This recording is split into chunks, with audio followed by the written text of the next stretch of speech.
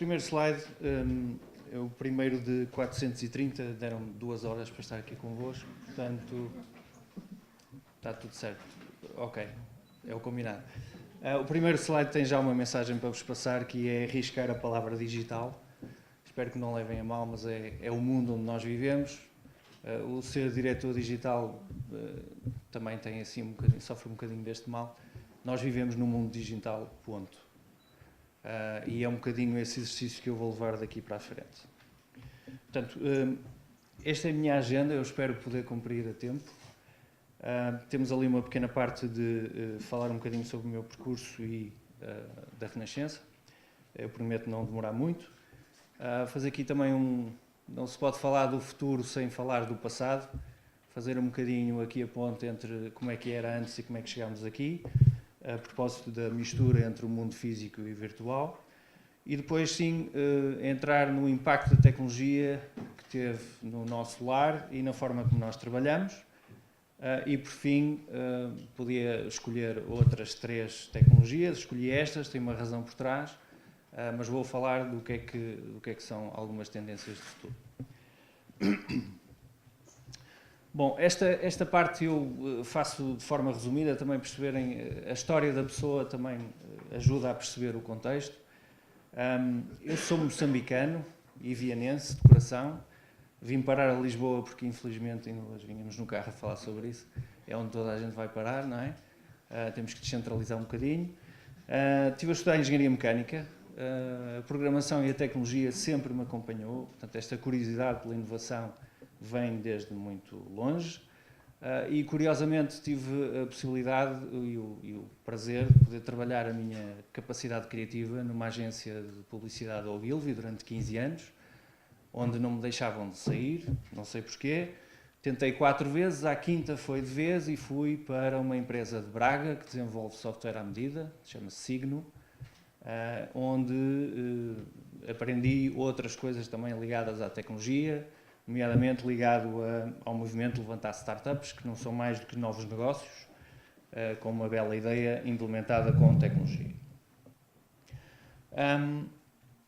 Depois disto, recebi uma proposta para opinar sobre o processo de transformação digital da rádio, por parte do Dr. José Luís Pinheiro, que está ali em representação, que eu aceitei com muito gosto. Foi um processo muito interessante. Eu acho e sempre achei que a rádio casa muito bem com a internet, sempre achei isto, e portanto nesse processo, e para muito, uma grande surpresa minha, no final do processo acabou por surgir uma proposta para integrar o grupo e para levar o processo de transformação digital para a frente. Eu aceitei e com muito gosto entrei em março e portanto chegámos até aqui. Nas redes sociais, eu sou Catroga, porque é um dos meus nomes, um dos meus apelidos. Sim, os Catrogas são todos a minha família. E sim, nenhum deles chegou a tempo de reservar os e-mails e as redes sociais. Portanto, cá estou eu. O processo de transformação digital do Grupo Renascença, como eu disse, foi um processo iniciado com visão há 2 anos atrás. E está em pleno movimento de implementação. Um dos primeiros projetos que nós lançámos foram precisamente as 3 aplicações para cada uma das 3 principais marcas que nós trabalhamos, Renascença, RFM e Mega Hits, para públicos-alvo completamente diferentes, e que nós sabemos que é o futuro da relação com os nossos fãs. Não lhes vou chamar ouvintes, porque hoje em dia as pessoas consomem o que lhes apetece em termos de conteúdos nas plataformas que acham melhor fazer. Portanto, à saída vai estar uma pessoa muito grande ali a revistar-vos para saber quem tem instalado isto ou não. Portanto, eu deixo aqui a dica para saber se vocês estão atentos ou não. Haverá com certeza espaço para falar sobre outros projetos no futuro. Eu deixo só aqui um pequeno slide para vocês ficarem com vontade de saber mais. Bom, mundo físico e mundo virtual. E agora entram aquelas frases típicas do eu ainda sou do tempo de, para saber uma novidade, ter que sair de casa para falar com alguém. E muitas vezes essa novidade já tinha muitos pontos acrescentados à história e provavelmente seria um boato. Portanto, muitos de nós já não se recordam, mas este tipo de comportamento, de proximidade entre seres humanos,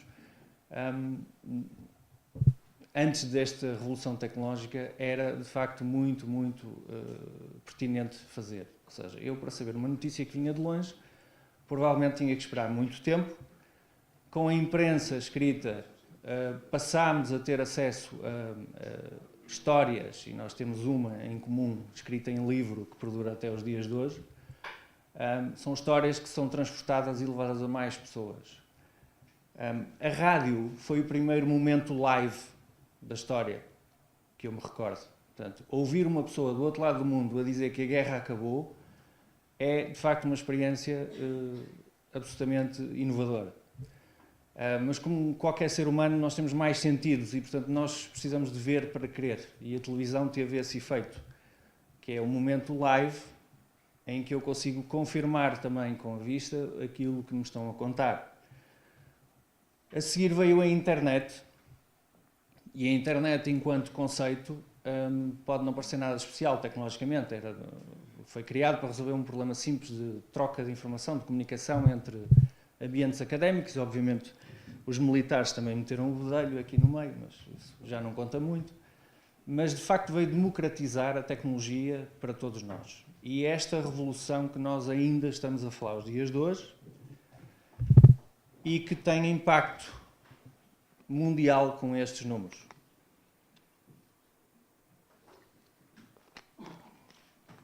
Entre muitas coisas, numa população de 8 mil milhões de habitantes, give or take, cerca de metade da população mundial está conectada. Os principais líderes mundiais na revolução digital e as principais plataformas e aqueles que têm, de facto, esse poder de transformar, como Facebooks, Googles e Apples da vida, têm propósitos nas suas missões de ligar ainda mais pessoas, ou seja, ligar o mundo todo. E se nós já vimos metade da revolução até hoje, imaginem o que é que ainda vem aí quando conseguirmos ligar o resto do mundo, que obviamente por razões políticas, culturais ou linguísticas ainda não estão conectadas. A nossa realidade é também esta, em Portugal. Somos cerca de 10 milhões e meio de habitantes neste pequeno país. Já estamos com 75% de pessoas conectadas. Portanto, a taxa de penetração da internet é elevadíssima. Nós somos profundamente digitais. E não só profundamente digitais, como fomos dos primeiros países do mundo a ser absolutamente mobile. Em média temos um telefone e meio no bolso, embora não se reflita ali, mas se quisermos fazer uma média, mas já há muito tempo, ou seja, nós somos muito à frente. Mas ao final do dia, não interessa muito o que é que o software ou a tecnologia faz, mas sim o que é que as pessoas fazem com ele. E é um bocadinho esse exercício que eu venho aqui deixar como reflexão. Na segunda parte, eu queria falar exatamente do impacto até hoje e daquilo que nós conseguimos identificar na nossa casa, mas principalmente, e porque eu gosto destas comparações do que é que era antes e o que é que não era, não foi assim há tanto tempo atrás que não tínhamos internet. Eu vim para Lisboa em 95 e tive o primeiro contacto com a internet no técnico, e foi assim uma experiência completamente transformadora. Mas há de facto aqui alguns pormenores que eu acho que interessa perceber. Portanto, eu vou voltar a usar a frase: eu sou do tempo em que vinha para Lisboa, e curiosamente vinha a contar essa história no carro, vou recuperá-la. Em 95 houve, talvez não se lembrem, mas foi um ano de muita chuva. Imaginem este cenário: eu saio do técnico, o comboio para Sintra, para onde eu me tinha que deslocar, tinha não descarrilado, mas a linha tinha cedido por causa das chuvas, estava a chover caminhões de água, não havia telemóveis, okay? Os meus pais em Viana do Castelo, os meus tios em Rio de Moro, eu não conhecia ninguém, tinha meia dúzia de trocos no bolso e não havia, acho eu, ainda cartão multibanco, pelo menos para mim não havia. Portanto, coloquem-se nestes sapatos e pensem no que é que têm que fazer. Com telefones fixos, tentar apanhar alguém que esteja naquele momento, naquele lado da linha, versus o dia de hoje em que eu sei que os meus filhos estão ambos, cada um na sua escola, porque decidiram partilhar a localização comigo. Cada vez que se deslocam, mandam-me um WhatsApp, mandam-me uma fotografia de onde é que estão, ou perguntam-me o que é que se podem fazer a seguir. Portanto, se isto não é uma mudança radical, eu não sei o que será, e tudo isto graças à internet, e não foi há tanto tempo assim. Por outro lado, partilhar música, eu ainda tenho as famosas cassetes que eu fazia com muito orgulho, e que não dava para fazer skip às músicas, portanto nós tínhamos mesmo que avançar. Estou a ver muitas cabeças a dizer que sim, isto faz sentido, mas já nessa altura nós tínhamos este sentimento de partilha, isto é muito humano. Se nós nos focarmos no comportamento humano, eu acho que a tecnologia só pode ser bem moldada. Se for para esses fins, nós conseguimos de facto mudar o futuro. E aquilo que nós temos vindo a assistir com as aplicações que nos ajudam, as redes sociais, tem algum desse propósito, e por isso é que as pessoas aderem. Para estes problemas, como para outros, eu sou um apaixonado pela fotografia, não revelo rolos, porque não faz sentido, não consigo esperar tanto tempo, mas havia um tempo em que isso era assim. Nós tirávamos 24 fotografias num rolo, ou 12, e esperávamos semanas para que fossem reveladas e perceber se éramos uma profunda porcaria a tirar fotografias ou se eram as recordações para a vida e que, by the way, podem desaparecer porque é papel. Já ninguém se lembra disto. Mas aos dias de hoje existe um movimento oposto, que é do saudosismo. Se quiserem, instalem esta app que tem esse efeito, que é, tiram fotografias sem perceber o que é que tiraram, só veem aquele olhinho ali em cima, e só vos deixam aceder às fotografias digitais 3 dias depois. É um exercício interessante. Este para mim é o mais importante e eu vou ganhar algum tempo a parar aqui.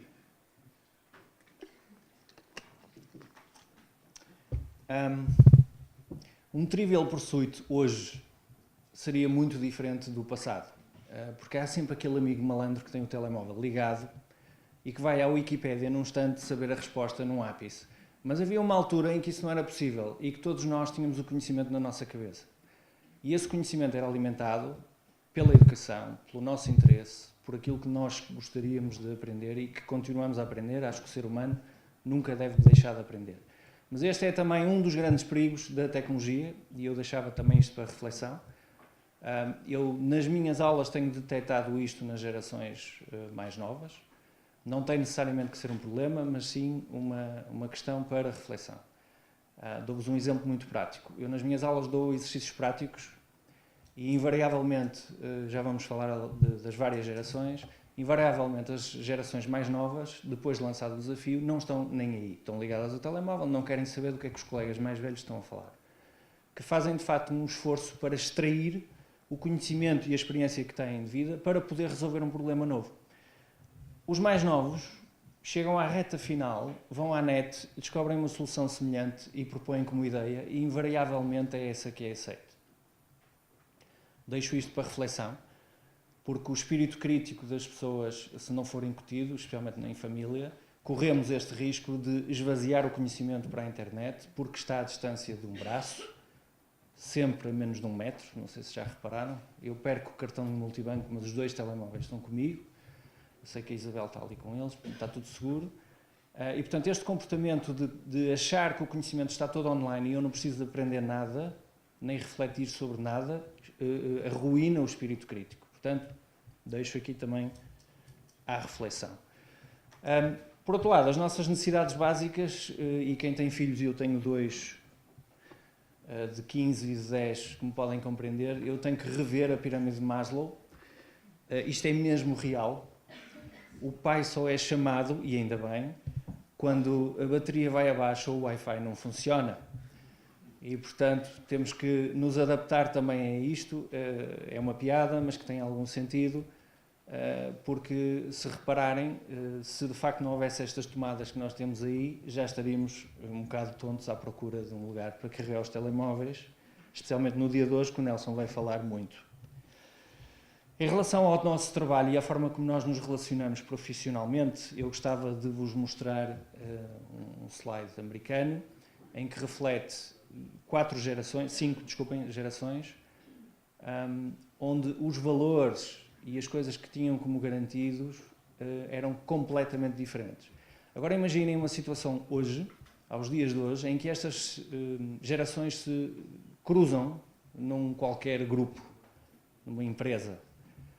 Conseguem entender quais são as aspirações e as expectativas de relacionamento entre colegas de várias gerações. Portanto, só para vos dar aqui um exemplo, a minha geração, que é a geração X, já foi impactada pelaquela linha vermelha que foi, eu vou-lhe chamar tecnologia, mas isto principalmente a internet e as tecnologias que vieram daí, já olha para a vida com os valores que foram incutidos pelas gerações anteriores, os nossos pais, mas já olhar para o processo de trabalho como tecnológico. Se repararem antes, escrever uma carta formal era muito mais comum para a primeira geração, as formas de comunicação cara a cara mantêm-se, mas literalmente vão evoluindo, vou-lhe chamar assim, por causa deste comportamento tecnológico. Portanto, aplicar as regras da geração X no trabalho à geração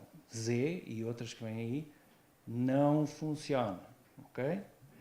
E, portanto, como não funciona, assistimos também a um movimento nas instituições e nas empresas e nos processos de trabalho, muito em voga esta questão das startups, mas outras, em que basicamente nós passamos de objetivos e missões e organizações e estruturas antigas para outras novas e que têm um reflexo na forma como a internet funciona.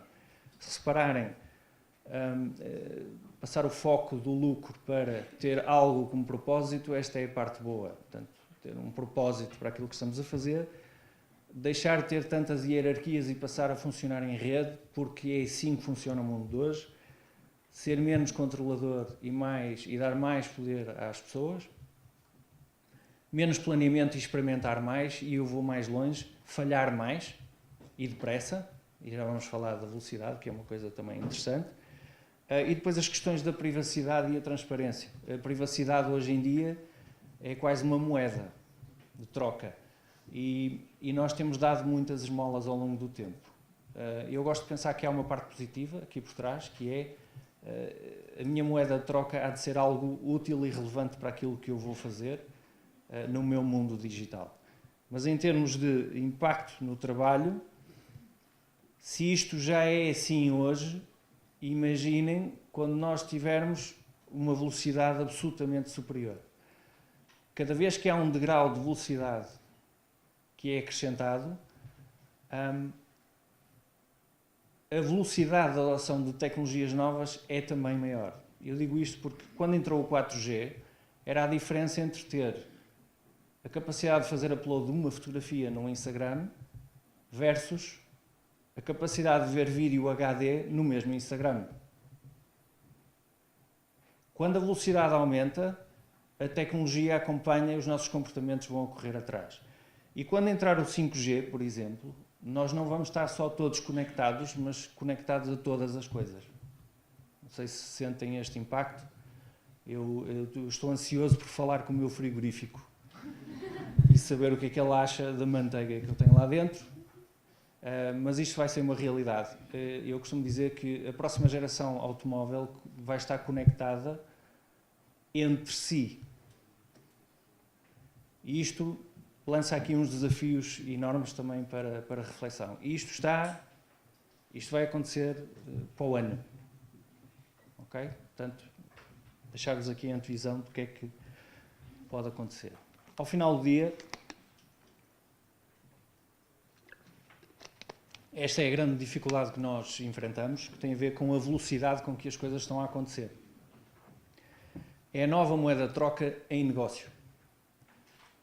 Daí a ênfase no testar e falhar é melhor do que não fazer nada e estar a planear a ver o que é que acontece. Portanto, é esta velocidade que nós temos mesmo que respeitar. Eu já devo ter queimado completamente o tempo. Tenho mais 5 minutos? Ok. Para vigiar de perto. Há um sem número de tecnologias que cumprem um ciclo, algumas falham, outras saltam fora, outras ganham balanço. Eu podia ter escolhido ali uma série delas, mas eu vou falar um bocadinho de realidade virtual, realidade aumentada e, por razões óbvias, de veículos autónomos. Okay? Realidade virtual, acho que toda a gente já teve algum contacto com isto, mas é uma experiência sensorial criada por computador. Normalmente, e ainda aos dias de hoje, temos que utilizar alguns acessórios, que não fica bem andar na rua com eles, para já. São uns óculos gigantes. Há também uns comandos que nós podemos usar, uns sensores, mas basicamente a experiência de nos colocar no mundo virtual. E para cada uma destas tecnologias eu fiz um pequeno slide em que eu avalio um bocadinho os prós e os contras. Os prós, neste caso, são coisas mais ou menos óbvias, que é nós podemos dar acesso às pessoas a experiências únicas. Pessoas que não se podem deslocar, pessoas que nunca viram o mar, pessoas que nunca foram a determinado sítio, pessoas que gostariam de viajar a Nova Iorque e não podem lá ir, por exemplo. O processo de comunicação também é quase presencial, porque vem um bocadinho em cima daquilo que nós todos também desejamos, que é fixe fazer um Skype, mas se eu estiver com a pessoa, há sempre um contacto humano e outro tipo de comunicação que não está aqui com a tecnologia pelo meio. E depois a aplicabilidade. Nós sabemos que já são feitas operações em ambientes de guerra remotamente e coisas deste género. Tem a ver com esta tecnologia. Mas também há muitos contras e isto é a parte que nós temos que resolver. A manipulação e o abuso, dependências e vícios, dissociações à realidade. E todos estes que estão aqui têm a ver com o ser humano. Sempre teve. Se nós nos focarmos no que é o ser humano e na forma como se comporta, eu acho que a tecnologia tem muito pouco a ver. A gente só tem que acompanhar as tendências e perceber o que é que as pessoas querem e como é que se comportam. Infelizmente, década após década, era após era, nós detectamos sempre os mesmos comportamentos negativos. A realidade aumentada, por outro lado, está completamente implementada. Se quem tiver iPhones tem isto por default, tem uma fita métrica que pode medir qualquer coisa já aqui hoje, não tem que andar com uma fita métrica no bolso, mas basicamente é uma mistura diferente, é trazer o mundo virtual para o mundo real. E o que é que eu quero dizer com isto? Imaginem-se a jogar um jogo de Monopólio em que vocês nem sequer têm o jogo está numa app, vocês projetam na mesa e cada um de vocês tem a mesma app e consegue jogar ao mesmo tempo e não há sequer papel físico envolvido. Portanto, o catálogo do IKEA, eu quero ver como é que fica aquele sofá na minha sala e isto é perfeitamente possível ontem. Já não estou a falar de novidades. E, portanto, o que este tipo de tecnologia traz também é esta interatividade menos invasiva de eu vou trazer o virtual para o real, porque o real eu tenho os meus sentidos. Portanto, não é tão imersivo, eu controlo melhor, tem um efeito pedagógico gigante, acho isto extremamente importante, especialmente o trabalho que a Apple tem feito com os iPads nas escolas. É possível dissecar um sapo virtual, por favor, não matem os animaizinhos, e portanto isto tem um número infinito de aplicações ótimas. 5 minutinhos, portanto já me estão a mandar embora. Pronto. Os contras, a dependência da tecnologia para operar, portanto é preciso muita tecnologia para isto funcionar. As questões de privacidade, se eu estiver a filmar aqui o Monopólio, juntamente com vocês, eu estou-vos a filmar, e não sabemos para onde é que estes dados vão, podemos ter fé. E os perigos no mundo real, estou-me a lembrar daquela aplicação do Pokémon Go, que eu muito me viciei com o meu filho, e que nos permitiu conhecer Carnaxide e Linda a Velha a pé, mas também é perigoso, porque enquanto olhávamos para o bichinho, estávamos no meio da estrada, e portanto é preciso ter atenção a estas misturas para as quais não estamos preparados. Os veículos autónomos têm uma vantagem muito grande, especialmente para nós que gostamos de perceber como é que as pessoas vão ter tempo livre para estar connosco, porque é precisamente esse o maior pró que nós vemos, que é quando os carros forem autossuficientes e comunicarem em rede, deixa de haver filas de trânsito. Vocês sabem o que é uma fila de trânsito, certo? É porque o fulano da frente demora 3 segundos a arrancar, o outro a seguir demora 10 e, portanto, isto para tudo. Se forem todos à mesma velocidade, isto é física básica, não há filas e, portanto, os carros vão ter essa capacidade e as pessoas, não conduzindo, vão estar a fazer outras coisas dentro do carro. É essa a janela de oportunidade que nós temos de poder estar com eles de forma relevante. Menos tráfego, melhor ambiente, menos posse, mais serviço. Vamos deixar de comprar carros e, obviamente, alugar, aliás, já acontece nas grandes metrópoles, passa a ser um serviço. Deixar aqui uma pequena nota muito rápida. O meu irmão, que é da geração a seguir, não tem carro, não tem casa. O primeiro emprego foi em Kuala Lumpur, o segundo em Málaga. Está na Google em Dublin, que se prepara para deixar para ir perseguir um propósito, que é ajudar pessoas. E foi para Londres precisamente para uma instituição de apoio solidário, pelo qual vai receber, e portanto é um propósito na vida. Tem 2 malas, uma está na minha casa em forma permanente e não tem posse. E cada vez que muda de casa vende os seus materiais. Portanto é uma pessoa de aluguer de serviços. Portanto é para aqui que caminhamos. Os contras, obviamente, tem que haver uma preparação, os carros têm que comunicar com as estradas e vice-versa, não estamos preparados. As falhas tecnológicas acontecem, já houve Teslas a voarem, e principalmente os problemas éticos, e voltamos aqui à capacidade humana de poder programar um automóvel para decidir se mata a família que está na passadeira ou a família que vai dentro do carro. E isto é real, acreditem. Eu participei no estudo do MIT, online, sobre estas questões éticas, e eu à 10ª pergunta já estava a morrer de problemas daquilo que me estavam a colocar. Porque as perguntas eram exatamente estas. Não têm hipótese.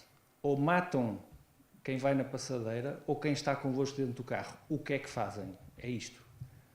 E eu dei por mim a estar horas a olhar para uma pergunta, e é esta a relação e a diferença com as máquinas do ser humano. O ser humano tem a capacidade emocional para tomar a decisão errada e a certa. Os computadores decidem. Ok? E os carros autónomos vão ter que decidir estas coisas. Ora bem, e o futuro está a ser moldado pela tecnologia a uma velocidade exponencial, e portanto eu tenho visto também esta tendência, que é o futuro pertence a quem se interessa por ele, aos geeks, às pessoas que aprendem a programar, não tem que ser todos, mas pelo menos interessar-se como é que funcionam as tecnologias, para depois poder dar respostas com mais certezas e não só criticar e pôr-se de lado. Eu queria fazer um disclaimer, acho que faz sentido a esta altura. Nenhum destes conteúdos é meu.